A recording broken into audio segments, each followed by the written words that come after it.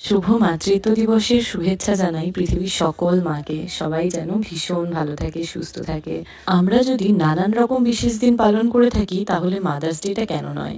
তো মায়ের জন্য আজ আমি বানাচ্ছি দই চিকেন, আর সাথে বানিয়েছিলাম পোলাও। চলো দই চিকেনের রেসিপিটা শেয়ার করি।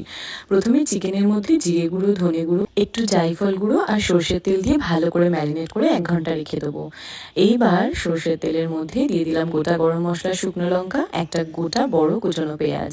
সেটা লাল লাল হয়ে গেলে দিয়ে দিচ্ছি আদা, রসুন, কাঁচা লঙ্কা আর পেঁয়াজ বাটা। তারপর দিচ্ছি নুন আর কাশ্মীরি লঙ্কার গুঁড়ো। আমি কিন্তু নুনটা ম্যারিনেশনের সময় একদমই দিইনি। এবার ভালো করে মশলাটা কষে যখন এরকম তেল ছেড়ে আসবে তখন ম্যারিনেট করা চিকেনটা আমি এর মধ্যে দিয়ে দেবো। এবার চিকেনটাকে কষাবো 10 থেকে 15 মিনিট মতন। তারপর যখন চিকেন থেকে জল ছেড়ে আসবে তখন এবার ঢাকা চাপা দিয়ে চিকেনটাকে আরও 10 মিনিট কষিয়ে নিতে হবে।